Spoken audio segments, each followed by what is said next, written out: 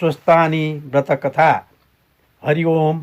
यं ब्रह्मा वरुणेन्द्र रुद्र मरुतस् तुन्वन्ति दिव्यस्तवैर्वेदैः साङ्गपदक्रमोपनिषदैर्गायन्ति यं सामगा। ध्यानावस्थित तद्गतेन मनसा पश्यन्ति यं योगिनो यस्यन्तं न विदुषुरासुरगणा। देवाय तस्मै नमः। श्रीमच्चन्दनचर्चितो जलबभो शुक्लाम्बरा मल्लिका मालालङ्कृतकुण्डला प्रविलसन् मुक्तावली शोभिता। सर्वज्ञाननिदानपुस्तकधरा रुद्राक्षमालाकरा। वाग्देवी वदनम्बुजे वसतु मे त्रैलोक्यमाता चिरं। मूकं करोति वाचालं पङ्गुं लङ्घयते गिरिं। यत्कृपातमहं वन्दे परमानन्दमाधवं। नमो भगवते तस्मै व्यासाय मिततेजसे यस्य प्रसाद तच्छामि नारायणकथामिमां। नारायणं नमस्कृत्य नरं चैव नरोत्तमं देवीं सरस्वतीं व्यासं ततो जयमुदीरयेत्। ततो जयमुदीरयेत्। ततो जयमुदीरयेत्। अथ द्वादशोऽध्याय। स्वस्तानि व्रत उपाख्यान।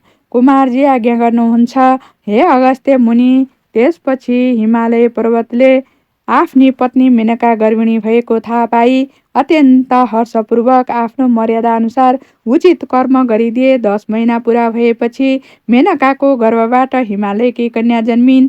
ती कस्ती कन्या थिइन् भने 1000 सूर्यको तेज जस्तै तेज भएकी, रक्तवर्ण र कोमल अङ्ग एवं परम सुन्दरी, पद्मपत्र जस्ता नेत्र भएकी 32 लक्षणले युक्त कन्या जन्मेकी देखेर हिमालयले वशिष्ठ प्रवृत्ति ऋषि र गर्ग आदि ज्योतिषीहरूलाई डाक्न पठाएर विधिपूर्वक न्वारण गराए। अनि वशिष्ठ प्रवृत्ति ऋषि ज्योतिषीहरूले बिदा हुने बखतमा भने, हे हिमालय, यस बालिकाको नाम पार्वती राख्यौँ। हे गिरिराज, तिमी धन्य रहेछौ। यी बालिकाले श्री महादेव स्वामी पाएर 14 भुवनकी स्वामिनी हुनेछिन्। समस्त पापी र दुष्टहरूको संहार गर्नेछिन्। तिम्रो श्रद्धा भक्तिले हामी सन्तुष्ट भयौँ। अब आज्ञा पाए आफ्ना आश्रममा जाने थियौँ। यति वशिष्ठ आदि ऋषि ज्योतिषीहरूले त्यस्तो भनेको सुनि हिमालय पर्वतले प्रसन्न भई नाना मणि माणिक्य सुवर्ण द्रव्यादि दक्षिणादि प्रणाम गरेर बिदा दिए। अनि समस्त आगन्तुक र वशिष्ठ प्रवृत्ति ऋषि ज्योतिषी आफ्ना आश्रममा गए। त्यसपछि पार्वती शुक्ल पक्षका चन्द्रमा झैँ दिनदिनै बढेर ठुली भइन्। तिनी खेल्दा पनि शिव पूजा गरेर नै खेल्दथिन्। यस्ता प्रकारले बाल अवस्थादेखि शिवको भक्तिमा चित्त लगाइरहेकी थिइन्। एक दिन नारद मुनिले विष्णु भगवान कहाँ गएर भने, हे वैकुण्ठनाथ, हिमालयकी कन्या पार्वती सबै तरहले तिम्रो योग्य छिन्। कति छन् भने लक्ष्मी भन्दा पनि सुन्दरी, 32 लक्षणले युक्त भएकी ती कन्यासँग तिमी विवाह गर। यदि नारद मुनिले भनेको कुरा सुनि विष्णु भगवान आज्ञा गर्नुहुन्छ, हे मुनि, के हिमालयले ती कन्या मलाई देलान्? र नारद मुनिले उत्तर दिए, त्यसको चिन्ता तिमीले लिनु पर्दैन। म अहिले गएर पक्का निधो लिएर आउँछु। यति भनी नारद तुरुन्त हिमालय कहाँ पुगे। हिमालय पर्वतले भेटेर उचित सत्कार गरिसकेपछि नारदजी भन्दछन्, हे गिरिराज, तिमीसित केही भन्न आएको हुँ। तिम्री कन्या पार्वती वैकुण्ठनाथ विष्णुलाई देऊ। यदि नारद मुनिको कुरा सुनि प्रसन्न भएका हिमालय पर्वत भन्दछन्, हे मुनि, त्यो अत्यन्त उत्तम कुरा भन्यौ। तिम्रो आज्ञाले मेरी पुत्री वैकुण्ठनाथ विष्णुलाई दिएँ। अब तिमी विष्णु कहाँ गएर यो कुरा भन। यदि हिमालय पर्वतले भनेपछि नारद मुनि वैकुण्ठ गएर हिमालयसित भएको सबै कुरा सुनाए। अनि हिमालय पर्वतले आफ्नी कन्या तिमीलाई दिन्छु भने भन्ने यति नारद मुनिको कुरा सुनेर विष्णु प्रसन्न भएर, हे नारद, तिमी धन्य रहेछौ। अब आफ्नो आश्रममा जाऊ भनेर बिदा दिएपछि नारद मुनि आफ्नो आश्रममा गए। त्यसपछि हिमालय पर्वतले पार्वती कन्यादान दिन भनी सामग्री तयार पारी नारद मुनिलाई डाकेर विष्णु कहाँ पठाई राम्रो लग्न ठहराई आफ्ना गुरु बृहस्पति आदि सम्पूर्ण देवता, यक्ष, गन्धर्व, किन्नर, दैत्य र नाग सबैलाई निमन्त्रणा पठाए। अनि विष्णु भगवान पार्वती कन्यादान लिन हिमालय कहाँ पुगे। उता मेनकाले हिरा मोती मणि माणिक्य नाना रत्नहरूले झक्की झकाउ पारेर बस्रा अलङ्कार पहिराई पार्वतीलाई सिँगारिराखेकी थिइन्।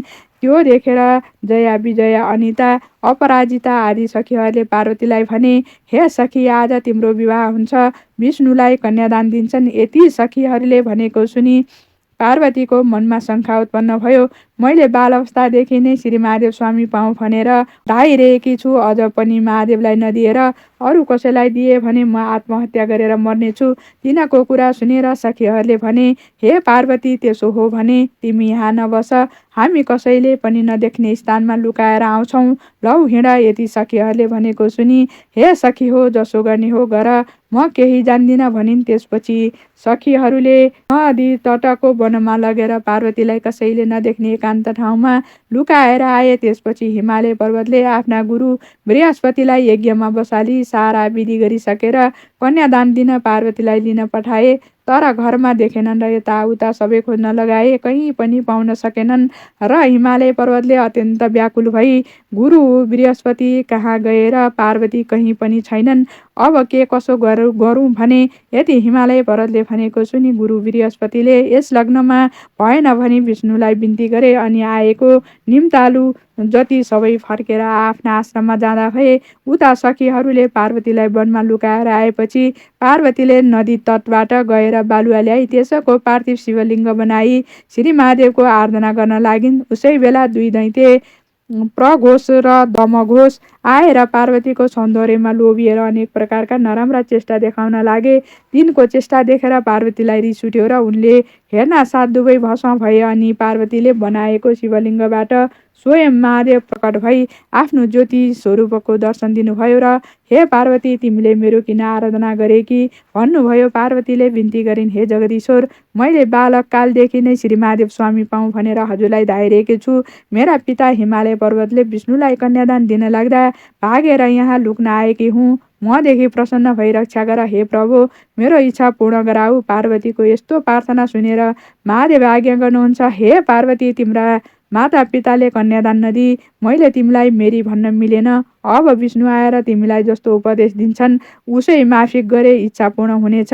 महादेवको यस्तो शिक्षा सुनेर पार्वतीले जो आज्ञा भनी साष्टाङ्ग प्रणाम गरिन् अनि महादेव अन्तर्ध्यान हुनुभयो। त्यसपछि सखीहरू आएर पार्वतीलाई घर लगे। छोरी आएकी देखेर रिसाएका हिमालयले भने, हे पुत्री, तिमी कहाँ गएकी थियौ? पार्वतीले बिन्ती गरिन्, हे पिता, म बालककालदेखि नै श्री महादेव स्वामी पाऊँ भनी उनैलाई धाइरहेकी छु र उनकै ध्यान भक्ति पनि मेरो हृदयले सदैव गरिरहेछ। हजुरले श्री विष्णुलाई दिन लाग्दा लुक्न गएकी थिएँ। आफ्नी पुत्री पार्वतीले यति भनेको सुनि उनको न्वारनको दिन वशिष्ठ प्रवृत्ति ऋषि र ज्योतिषीहरूले पार्वतीको विषयमा भविष्यवाणी गरेको सम्झी चुप लागे। त्यसपछि पार्वतीले विष्णु कहिले आउलान् र श्री महादेव स्वामी पाउली भनी अनेक तीर्थ व्रत दान धर्म जप तप नियम पालन गर्न लागिन्। फेरि निकै दिन बालुवाको शिवलिङ्ग बनाई पार्थिव पूजा पनि गरिन्। तिनको अडिक श्रद्धा एवं भक्तिभाव देखेर विष्णु भगवान गरुडमा चढी शङ्ख चक्र गदा पद्म धारण गरी पार्वतीको सामुन्य आएर आज्ञा गर्नुभयो, हे पार्वती, तिमीले अनेक तीर्थ व्रत दान धर्म पूजा पाठ यज्ञ आदि गरेको देख्दा म अत्यन्त प्रसन्न भएँ। तिम्रो मनमा जे इच्छा छ सो वरदान माग, म दिन तयार छु। विष्णु भगवानले त्यस्तो आज्ञा गरेको सुनि पार्वती बिन्ती गर्दछिन्, हे ईश्वर, हे परब्रह्म परमात्मा, मलाई केही वरदान पाउनुको इच्छा छैन, केवल महादेव स्वामी प्राप्त हुने वरदान बक्सियोस्। पार्वतीको यस्तो प्रार्थना सुनि विष्णु भगवान आज्ञा गर्नुहुन्छ, हे पार्वती, तिमीले परिश्रम साथ गरेका यी तीर्थ व्रत दान धर्म उपवास भन्दा पनि एउटा अति उत्तम र गोप्य कुरा भन्दछु। तिमी एक चित्त भएर ध्यानपूर्वक सुन। श्री स्वस्थानी परमेश्वरीको व्रत गर। त्यस व्रतको प्रभावले जगदीश्वर श्री महादेव स्वामी पाउने छौ। यसमा शङ्का छैन। श्री विष्णुले यति आज्ञा भएको सुनि पार्वतीले फेरि बिन्ती गरिन्, हे ईश्वर, त्यस व्रतको विधान के हो र त्यसमा के गर्नु पर्दछ यो सबै विस्तारपूर्वक आज्ञा गर्नुहोस्। पार्वतीको यस्तो प्रार्थना सुनि विष्णु भगवान आज्ञा गर्नुहुन्छ, हे पार्वती, पौष शुक्ल पूर्णिमाको दिनदेखि व्रत आरम्भ गर्नु पर्दछ। एक दिन पहिले नै हात खुट्टा नङ काटी स्नान गरेर पवित्र भई एक वक्त रही एक चित्त गरी नित्य मध्याह्न कालमा श्री महादेवको पूजा गर्नु र एक महिनापछि अर्थात् माघ शुक्ल पूर्णिमाको दिन तर 100 रोटी, अष्टोत्तर 100 अक्षता, अष्टोत्तर 100 बेली पुष्प, अष्टोत्तर 100 कुड्का सुपारी, अष्टोत्तर 100 पान र जात जातका फलफुल नैवेद्य आदि सबै वस्तु तयार पारी 8 सीमा अलङ्कार लेखी गङ्गाजलले स्नान गराउनु र श्रीखण्ड रक्त चन्दन लगाई पिताम्बर वस्त्र पहिराई धूप दीप नैवेद्य कस्तुरी भेटी दक्षिणा चढाई षोडशोपचार वा पञ्चोपचारले पूजन गरिसकी स्तोत्र पाठ जप ध्यान गरिसकी अर्घ दिनु। अनि हे पार्वती स्वस्थानी परमेश्वरी भनेकी कस्ती छन् भने अष्टदल पद्ममा अष्टमातृका त्यसमाथि खड्ग त्रिशूल र वर नीलोत्पल हातमा धारण गरेकी 4 बाहु र 3 नेत्र भएकी अनेक प्रकारका अलङ्कार पहिरेकी अनेक आयुध लिएकी पीत वर्ण भन्दा पनि अत्यन्त शोभायमान भएकी यस्ती श्री स्वस्थानी परमेश्वरीको ध्यान गरेर हे जगदीश्वरी भनी मन मनै उनीसित इच्छा भएको वरदान माग्नु। अनि प्रसाद झिकेर अष्टतराशयमा 8 रोटी 8 अक्षता 8 बेली पुष्प 8 पान 8 कुड्का सुपारी सगुन समेत आफ्नो पतिलाई दिनु। पति नभए छोरोलाई दिनु, छोरो नभए मिछोरोलाई दिनु र मिछोरो पनि नभए जुन कामना वा इच्छाले व्रत गरेको छ त्यो मेरो फलानु कामना पूर्ण होस् भनेर गङ्गामा बगाइदिनु। 100 रोटी आफूले फलाहार गर्नु। रातमा जागराम बसेर स्वस्थानीकै महिमा गान कीर्तन गुन्नु सुनाउनु। यति गरेपछि अवश्य इच्छा पूर्ण हुनेछ, यसमा कुनै शङ्का छैन। हे पार्वती स्वस्थानी परमेश्वरीको प्रसाद लिने बेलामा श्री महादेव तिम्रो सामु आफै प्रकट हुनुहुनेछ। तिम्रो श्रद्धा भक्ति देखेर म प्रसन्न भएँ। यति भनिसकेर तिमीले महादेव स्वामी पाए भनी विष्णु भगवानले वरदान दिनुभयो।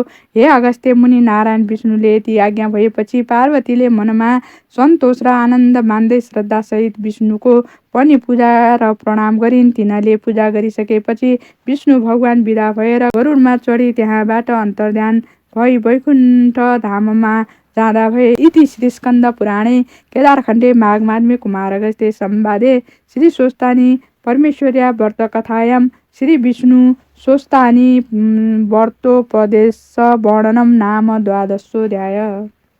उपनयतु मङ्गलं वो सकल जगन्मङ्गलाय श्रीमान दिनकर किरण निबोधित नवन लीन दलन निवेक्षण कृष्ण काले वर्षतु पर्जन्य पृथिवी सस्यशालिनी देशोऽयं क्षो भरहितो ब्रह्मणा सन्तु निर्भया अपुत्रा पुत्रिणः सन्तु पौत्रिणः निर्धना सदना सन्तु जीवन्तु शरदां सताम् तत्रैव गङ्गा यमुना च तत्र गोदावरी सिन्धु सरस्वती च तीर्थानि सर्वाणि वसन्ति तत्र यत्र चितोद्धार कथा प्रसङ्ग या कुन्देन्दु तुषारहार धवला या शुभ्रवस्त्रावृता या वीणा वरदण्ड मण्डितकरा या श्वेत पद्मासना